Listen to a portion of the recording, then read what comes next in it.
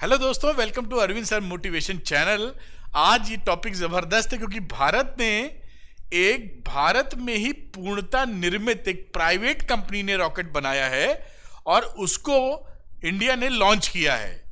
और ये लॉन्च करने के क्या माने, इससे क्या फायदा होने वाला है, हमें इंटरनेट दूर दराज इलाकों तक भी मिल जाएगा।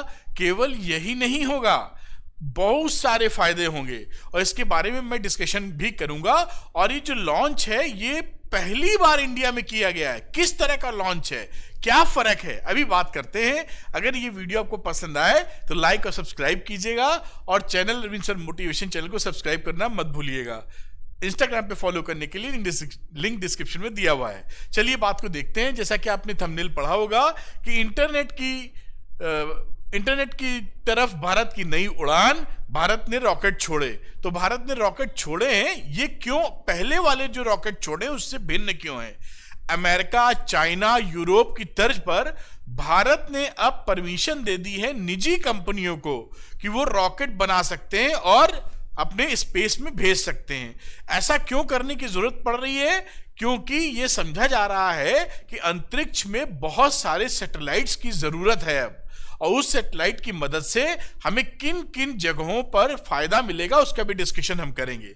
तो जब सैटेलाइट बहुत सारे भेजने हैं तो केवल सरकार ही वो काम करे वो उचित नहीं लगता। उन्होंने ओपन स्पेस कर दिया है कि प्राइवेट कंपनियां आए और उनमें भी कॉम्पिटिटिवनेस बढ़े। जैसे कि आपको मालूम होगा कि इलॉन मस्क जो है, उनका एक कंपनी है अमेरिका में जिससे वो स्पेसएक्स, जिसपे वो भेजते रहते हैं रॉकेट, और काफी दुनिया के नंबर 1 अमीर आदमी भी है और कंट्रीब्यूट भी कर रहे हैं वहां पर। तो यहां पर देखिए, ये जो न्यूज थी, इस न्यूज का एनालिसिस क्या है ये बात करेंगे कि आखिर इससे फायदा क्या हो जाएगा। तो स्काई रूट का विक्रम एस रॉकेट सफलतापूर्वक प्रक्षेपित कर दिया गया है। और जैसे मैंने बताया कि कंपनी का नाम क्या था, स्काई रूट, और जो रॉकेट का नाम था वो था विक्रम एस। और ये निजी कंपनी ने बनाया है, एक प्राइवेट कंपनी में, जिसे लॉन्च किया गया है। तो इसके बहुत बड़े माने हैं। अभी तक ऐसा कभी नहीं किया गया था, भारत में पहली बार किया गया है। अब देखिए, जो इंडिया का जो पहला रॉकेट लॉन्च किया गया था वो 1963 में किया गया था, 21 नवंबर 1963 में। और इंडिया के जो स्पेस प्रोग्राम के फादर माने जाते हैं वो विक्रम साराभाई साहब हैं। इन्होंने बहुत कंट्रीब्यूशन दिया है इंडिया के स्पेस प्रोग्राम को अपलिफ्ट करने के लिए। और पहला रॉकेट 63 का है, देखिए, भारत में जो छोड़ा गया है। लेकिन वो सारे रॉकेट सरकार द्वारा थे।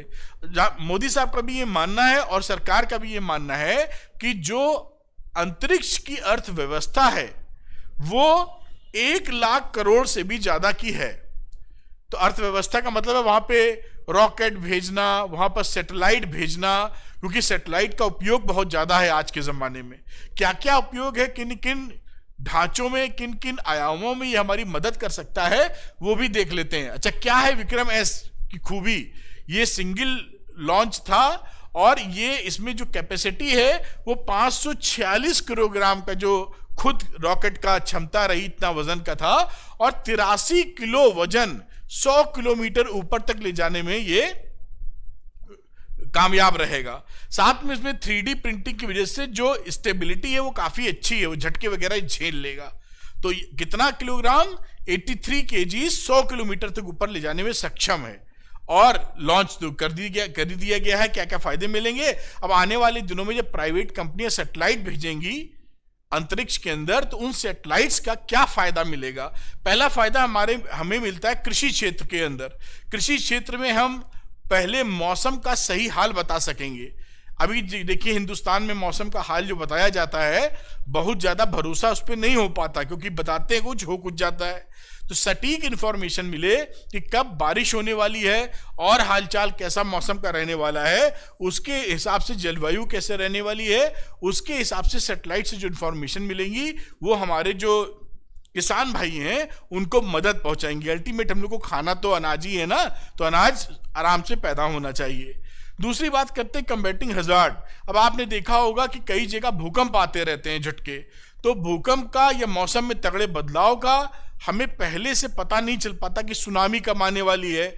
जो अभी डाटा उपलब्ध है वो उतने ट्रस्ट वर्दी नहीं है। मिलते हैं डाटा, अपना काम भारत सरकार कर रही है, लेकिन डाटा उतने मजबूत नहीं है कि हम भूकंप को पहले ही बता दें कि भूकंप आने वाला है तो जान माल की सुरक्षा की जा सके, सुनामी आने वाली है, बाढ़ आने वाली है, जंगल की आग है, माइनिंग है, ये सब बातें हम पता कर सकते हैं सैटेलाइट की मदद से।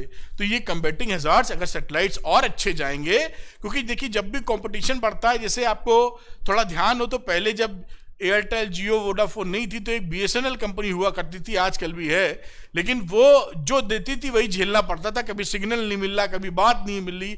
हम लोग कहते थे कि बीएसएनएल को कि भगवान से भी नहीं लगेगा फोन लगाओ तो। बीएसएनएल सरकारी कंपनी थी, फोन लगाने के लिए समझ लीजिए किस्मत लॉटरी लगाने जैसा हिसाब था। मोबाइल लेके घूम रहे, फोन ही नहीं लग रही। बीएसएनएल का फुल फॉर्म बोलते थे भगवान से भी नहीं लगेगा, मजाक के तौर पर। जिसके बाद कॉम्पिटिटिवनेस बढ़ी और देखिए एयरटेल आए, वोडाफोन आए, उन्होंने कॉल लगनी शुरू हो गई, चार्ज भी करना शुरू कर दिया। उसके बाद जियो आई तो डाटा काफी कम पैसे में उपलब्ध हो गया। जो पहले पूरे महीने 250 रुपए में 1 GB मिलता था, अब 250-300 रुपए में आप 1 GB डेली पा सकते हैं। ये किसका नतीजा है? ये कॉम्पिटिटिवनेस का नतीजा है कि अच्छी सर्विसेज मिल जाती हैं और उचित दरों पर मिल जाती हैं। तो ऐसे ही सैटेलाइट के क्षेत्र में, जब अंतरिक्ष के क्षेत्र में कई कंपनियां जुड़ेंगी तो बहुत अच्छे परिणाम आने की उम्मीद है। तो यहां पर बात की जाए, जैसे हैजार्ड्स की बात कर ली थी, भूकंप वगैरह का पहले से ही हमको अंदाजा हो जाएगा तो बेहतर होगा, सैटेलाइट अच्छे रहेंगे।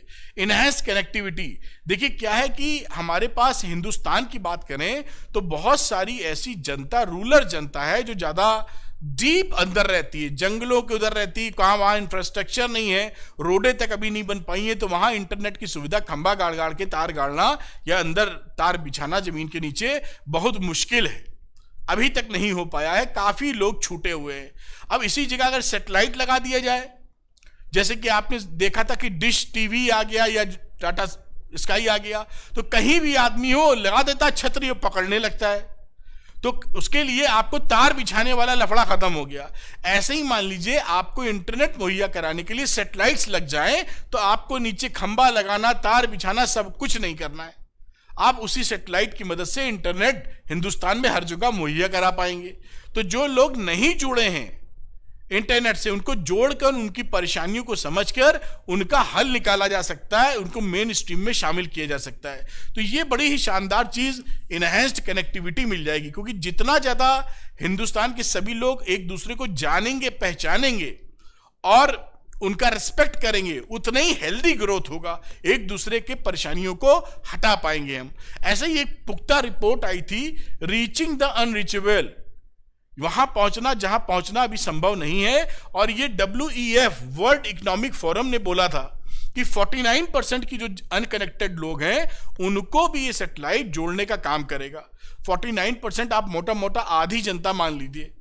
भारत में अगर अब तो 1.4 बिलियन लोग हो रहे हैं, 140 करोड़ लोग हो रहे हैं लगभग, उसके आधे लोग आप मान लीजिए कि अभी भी अनकनेक्टेड वाली स्थिति में है, कि हम अच्छी उनको सुविधा दे पाएं जिससे उनकी परेशानियों को समझ पाएं और बहुत कुछ इंफॉर्मेशन एक्सचेंज कर पाएं। तो ये सारी बातें सैटेलाइट की मदद से बिल्कुल संभव है।